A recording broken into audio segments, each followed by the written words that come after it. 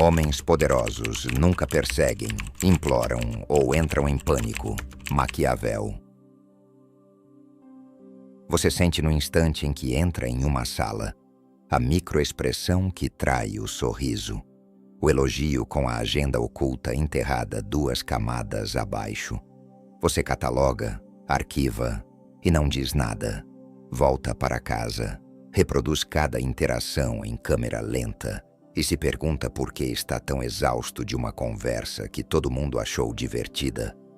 Você rola pelo feed das pessoas e sente uma distância quieta e perturbadora, como se estivesse assistindo a uma peça cujo roteiro você memorizou faz anos. Você vê os padrões, você vê as máscaras, você vê a mecânica suave e previsível das pessoas ao seu redor. E não consegue mais desver isso. E em algum ponto do caminho, você começou a acreditar que isso era um defeito, que sua mente era quebrada, que se você pudesse apenas baixar o volume, parar de notar, ser normal, a vida finalmente pareceria leve. Mas Carl Jung fez uma observação que a sociedade moderna passou um século tentando enterrar. Ele percebeu que as mentes que mais sofrem na vida cotidiana, as que se sentem isoladas, exaustas pela trivialidade e cronicamente deslocadas, não são defeituosas. Elas simplesmente operam em uma frequência que o coletivo não consegue perceber. Você chama isso de overthinking. Maquiavel chamou de a vantagem estratégica definitiva. Quando uma mente enxerga demais, ela não consegue fingir que é cega. E no momento em que você para de se desculpar por essa visão, toda a sua vida começa a se reorganizar em torno de um eixo mais silencioso, mais frio, muito mais poderoso. Leia isso 2 vezes, porque você tem travado essa batalha por toda a sua vida, e ninguém jamais te disse que uma guerra estava sendo travada. Desde as primeiras salas de aula, você foi treinado para se aplainar, para diminuir as perguntas que fazia, para parar de notar as contradições nos adultos ao seu redor, para sorrir quando o roteiro social exigia um sorriso, mesmo quando cada célula do seu corpo registrava desonestidade na sala.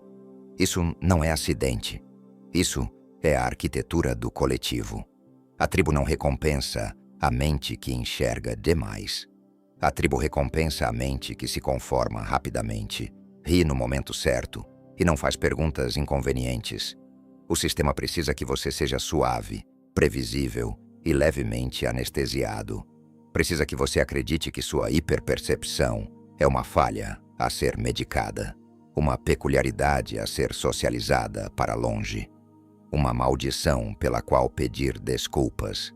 Porque uma mente que realmente enxerga, uma mente que integrou sua percepção, não pode ser vendida uma mentira. Não pode ser lisonjeada até a submissão. Não pode ser manipulada pela culpa até encolher. E isso, para um sistema construído sobre o sonambulismo coletivo, é a mente mais perigosa de todas. Então eis o que este vídeo vai te dar. Não conforto. Não aquela licença suave que você já recebeu 1000 vezes. Vou te guiar pela psicologia profunda do que você realmente é, usando os frameworks precisos de Carl Jung e a clareza estratégica fria de Maquiavel. Você vai entender por que seu isolamento não é uma ferida, mas um perímetro. Por que seu overthinking não é um mau funcionamento, mas uma arquitetura cognitiva de elite. Por que sua incapacidade de se encaixar é exatamente o pré-requisito para a soberania interior. E ao final, você terá um framework tão claro que a pergunta existe um lugar neste mundo para alguém que enxerga através das máscaras será substituída por uma pergunta mais silenciosa e mais perigosa. Como eu implanto essa visão sem jamais diluí-la novamente para o conforto de quem não consegue acompanhá-la? Comece aqui. O que você tem chamado de overthinking não é um mau funcionamento da mente. É uma característica de uma arquitetura psicológica específica. E uma vez que você veja seu projeto, jamais voltará a se patologizar por tê-la. Em termos clínicos, é uma alta carga de processamento cognitivo. Em termos estratégicos, é a arquitetura do observador. Uma mente comum processa uma conversa como uma conversa. Sua mente processa uma conversa como uma conversa, mais o subtexto por baixo da conversa, mais o clima emocional de cada participante, mais o padrão histórico do interlocutor, mais os 3 possíveis motivos por trás de uma única frase, mais a inconsistência entre o que foi dito nesta sala e o que foi dito em outra sala 6 semanas atrás. Você não está rodando um processo. Está rodando 7 em paralelo, em tempo real, enquanto mantém um sorriso educado. Claro que você está cansado. Você não é fraco. Você carrega uma carga cognitiva que as pessoas ao seu redor nem conseguem registrar que existe. O psiquiatra polonês Kazimierz Dabrowski identificou exatamente esse padrão décadas atrás e o chamou de superexcitabilidade. A tendência de certas mentes de processar dados intelectuais, emocionais e sensoriais com intensidade significativamente maior do que a norma. Ele não viu isso como um transtorno, ele viu como um material bruto do desenvolvimento humano avançado. Agora sobreponha Maquiavel a esse diagnóstico. Maquiavel observou que o príncipe que sobrevive não é o mais forte, nem o mais charmoso, nem o mais amado. O príncipe que sobrevive é aquele que lê a sala antes que a sala perceba que está sendo lida. O pensamento estratégico começa com a observação estratégica. E a observação estratégica é exatamente o que seu sistema nervoso tem executado, sem supervisão e sem estrutura, desde que você era criança. Você não estava fazendo overthinking. Você estava realizando o ato fundamental de toda a psicologia de alto nível, coletando inteligência antes de comprometer energia. O problema não é a arquitetura. O problema é que ninguém jamais te disse o que você carregava. Você recebeu um instrumento soberano e foi informado de que era um defeito. Passou décadas tentando silenciar exatamente a faculdade que, devidamente implantada, se torna a fonte de sua soberania interior. Agora precisamos olhar para os outros, não com desprezo, mas com precisão, porque até você entender por que o coletivo rejeita a mente perceptiva, continuará confundindo a rejeição deles com a sua própria inadequação. Carl Jung descreveu um fenômeno que chamou de participation mystique, um estado psicológico em que um indivíduo está tão fundido com a consciência coletiva de sua tribo que não consegue distinguir seus próprios pensamentos, sentimentos e valores da atmosfera herdada ao redor. Eles sentem o que a tribo sente, acreditam no que a tribo acredita, se ofendem com o que a tribo se ofende. Não se individuaram em nenhum sentido significativo. São um nó em uma rede, não um ser soberano. A maioria das pessoas que você já conheceu vive nesse estado. Isso não é um insulto. É uma descrição clínica da condição padrão. Agora considere o que acontece quando uma mente em participation mystique encontra uma mente que começou a sair do campo coletivo. Uma mente que observa a tribo em vez de se fundir com ela. Sua presença não parece neutra para elas. Parece desestabilizadora. Seu silêncio é lido como julgamento. Suas perguntas são lidas como ataque. Sua recusa em executar os rituais sociais esperados é lida como arrogância. Você não fez nada a elas. Simplesmente falhou em se dissolver no transe compartilhado. E a mente inconsciente interpreta essa falha como uma ameaça. É por isso que você passou a vida inteira sentindo um atrito baixo e não dito em salas onde não fez nada de errado. Você não estava sendo paranoico. Você estava percebendo com precisão. A tribo estava registrando um sinal soberano. E a tribo respondia da forma como sempre respondeu, com exclusão sutil, resfriamento social e pressão silenciosa para se conformar. E aqui está a parte que ninguém te conta. Até o próprio Jung pagou esse imposto. Quando seu intelecto superou seus colegas, Quando suas teorias divergiram da ortodoxia de sua era, ele foi isolado profissionalmente, abandonado pessoalmente e forçado a enfrentar uma das crises psicológicas mais documentadas da história da psicologia profunda. Dele emergiu, não quebrado, mas individuado. A lição é permanente. O preço de enxergar é a solidão. Toda mente dotada, todo estrategista, toda figura na linhagem da psicologia profunda pagou exatamente esse imposto. E a narrativa que te venderam, de que sua solidão é evidência de sua deficiência, é simplesmente o coletivo tentando recuperar um membro que escapou do campo. Então vamos nomear o que você realmente é. Não um inadaptado, não um neurótico, não alguém que precisa de mais terapia de habilidades sociais. Você é um observador soberano em fase pré-ativação. A percepção já está lá. O problema é o frame ao redor dela. Você passou décadas interpretando sua percepção através de um frame de defeito. A tarefa agora é reinterpretar os mesmos dados através de um frame de soberania. Não é uma mudança de personalidade, é uma mudança de linguagem interna. Quando você sente a exaustão social, o antigo frame diz: tem algo errado comigo, eu deveria conseguir lidar com isso. O novo frame diz: meu sistema de inteligência acabou de processar dados em um nível que a maioria das pessoas nunca experimenta. Preciso de tempo de recuperação. Isso é manutenção, não fraqueza. Quando você percebe os motivos ocultos de alguém, o antigo frame diz: por que não consigo simplesmente confiar nas pessoas como todo mundo? O novo frame diz: meu sistema de avaliação acaba de marcar essa pessoa como não confiável, com base em evidências consistentes. Essa é informação. Vou arquivá-la e agir de acordo. Quando você se sente deslocado em ambientes sociais, o antigo frame diz: não me encaixo, tem algo errado comigo. O novo frame diz: esse ambiente opera em uma frequência diferente da minha. Não é uma casa, é um campo de coleta de informações. Você vê o que muda? Os dados são os mesmos. A interpretação é diferente.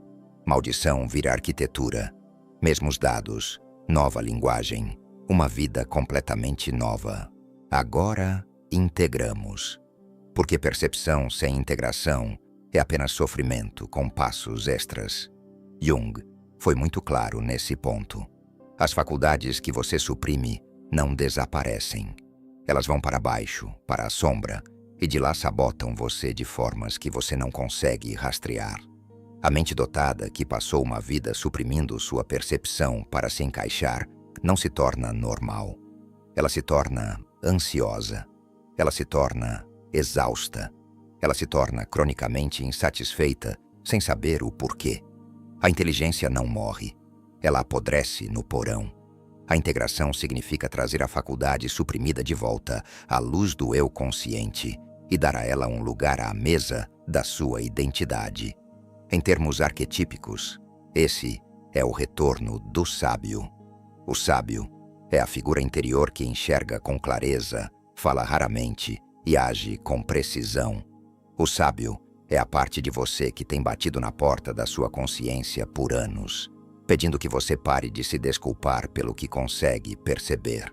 Quando você integra o sábio, 3 coisas mudam imediatamente. Seu monólogo interno para de atacar sua própria inteligência. Seus relacionamentos se reorganizam em torno da honestidade em vez da performance. E suas decisões começam a carregar um peso que outras pessoas sentem sem conseguir nomear. Maquiavel acrescentaria um quarto. O poder começa a se acumular ao seu redor, sem que você precise correr atrás dele. Não o poder barulhento do performer. O poder silencioso daquele que claramente vê o tabuleiro, enquanto todos os outros reagem ao último movimento. As pessoas começam a buscar seu conselho. Começam a baixar a voz quando falam com você. Começam a sentir, sem saber por quê, que a sua aprovação importa mais do que a aprovação de 3 outras pessoas juntas. Isso não é magia. Essa é a gravidade social natural de uma mente que parou de vazar sua percepção em desculpas e começou a implantá-la com intenção. Soberania interior produz autoridade exterior, sempre, sem exceção. Agora, a arquitetura prática, porque consciência sem aplicação é apenas mais uma forma da ruminação que você tenta escapar. Eis como o observador soberano opera no mundo real, em padrões concretos e repetíveis. Primeiro, a prática do silêncio estratégico. Quando você percebe um padrão em uma sala, seu antigo instinto era compartilhá-lo, esperando que alguém confirmasse que você estava vendo corretamente. Pare. Sua percepção não precisa de validação. Falar o que você vê na maioria das salas apenas educa as pessoas sobre a profundidade da sua visão e as convida a explorá-la ou ressenti-la. O observador soberano percebe, arquiva e age. Ele não narra sua percepção em tempo real. Ele deixa os dados se acumularem e deixa seu comportamento, não suas palavras, comunicar o que compreendeu. Essa única mudança alterará cada relacionamento na sua vida em 90 dias.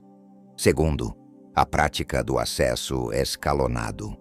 Nem todos na sua vida têm direito à mesma profundidade de você. O coletivo vai te dizer que isso é frio. O coletivo está errado. O acesso escalonado é como todo sistema soberano funcional operou ao longo da história. Você decide quem acessa a superfície, quem acessa a camada intermediária e quem, se alguém, acessa o núcleo.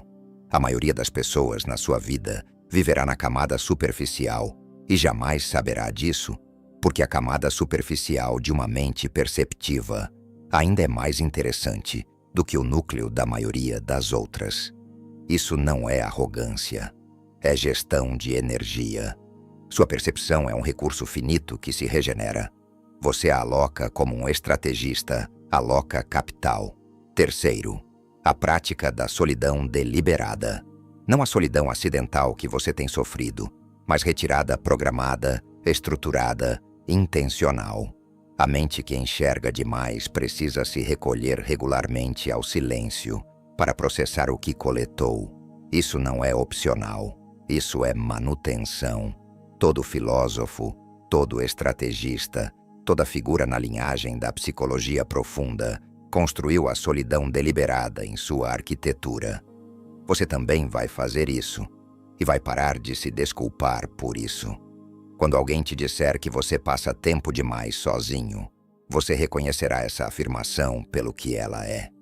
A mente em Participation Mystic, tentando te puxar de volta para o campo. Sorria. Arquive os dados. Volte ao seu trabalho. Quarto, a prática da não reatividade. O coletivo vai te testar. Vão dizer coisas provocativas para ver se sua compostura quebra. Vão interpretar mal o seu silêncio e tentar te seduzir a se defender. Vão projetar motivos sobre seu comportamento e esperar que você se apresse em dar explicações. O observador soberano não se apressa. O observador soberano nota o teste, recusa-se a fazê-lo e segue em frente. Cada ato de não reatividade fortalece o perímetro. Cada ato de justificativa defensiva o enfraquece. Em um ano de não reatividade consistente, as pessoas ao seu redor vão te tratar com uma qualidade de respeito que você nunca experimentou antes. E você não terá pedido por nenhum disso. Você simplesmente terá parado de pagar o imposto da autojustificação constante. Esta é a arquitetura operacional do observador soberano. Silêncio estratégico, acesso escalonado, solidão deliberada, não reatividade. 4 práticas, alavancagem infinita, juntas, formam o perímetro dentro do qual sua percepção finalmente tem espaço para se tornar o que sempre foi destinada a ser. Não uma maldição, mas uma bússola. Não uma ferida, mas uma arma de clareza. Não uma sentença, mas uma soberania. Você chegou a este vídeo carregando uma pergunta silenciosa e vitalícia. Existe um lugar neste mundo para alguém que enxerga através das máscaras que todos os outros usam. Você pode deixar essa pergunta se dissolver agora, porque a resposta nunca foi sobre encontrar um lugar dentro do mundo existente. A resposta foi sempre sobre construir o seu próprio. O solitário dotado não é uma figura trágica. O solitário dotado é a forma semente de todo sábio, todo estrategista, todo arquiteto de soberania interior que já caminhou sobre a terra. Jung nomeou o processo. Maquiavel nomeou a aplicação. Seu único trabalho restante é parar de se desculpar pelo equipamento que foi emitido a você e começar a operá-lo com intenção. Você ainda vai sentir o velho impulso, o impulso de diluir, de explicar demais, de perseguir a aprovação de pessoas cujo sistema operacional não consegue rodar a sua percepção. Quando esse impulso chegar, lembre-se da linhagem à qual você pertence. Lembre-se de que as mentes que você mais admira ao longo da história, todas pagaram exatamente esse imposto. Lembre-se de que sua distância da tribo não é o seu fracasso, é a sua iniciação. O cansaço que você carregou não é o custo de estar quebrado, é o custo de ter ficado sem estrutura. E agora você tem a estrutura, agora você tem o mapa. Agora a mesma percepção que tem te sangrado em forma desestruturada começará a se compor em forma estruturada, silenciosamente, invisivelmente, no tipo de vida que outras pessoas não conseguem entender e não conseguem parar de observar. Se você chegou até aqui, quero que faça uma coisa nos comentários. Escreva as palavras observador soberano, não como slogan, como declaração, como um contrato privado consigo mesmo de que a velha desculpa termina aqui, que o sábio que você vem suprimindo recebe permissão para voltar para casa, que a partir deste momento, sua percepção não é mais um defeito que você gerencia, é um domínio que você governa. Se você está pronto para continuar, este canal é onde o trabalho prossegue. Não lidamos com consolo raso aqui. Decodificamos a arquitetura profunda da mente, usando Jung, Maquiavel e a linhagem de pensadores que se recusam a ser achatados pelo coletivo. Se você está comprometido em construir sua soberania interior, em dominar sua sombra, em converter sua percepção em poder, inscreva-se. Isso não é conteúdo, isso é iniciação. E a próxima camada está esperando. Enxergue o que os outros não veem. Saiba o que os outros temem. Torne-se quem os outros não conseguem ser.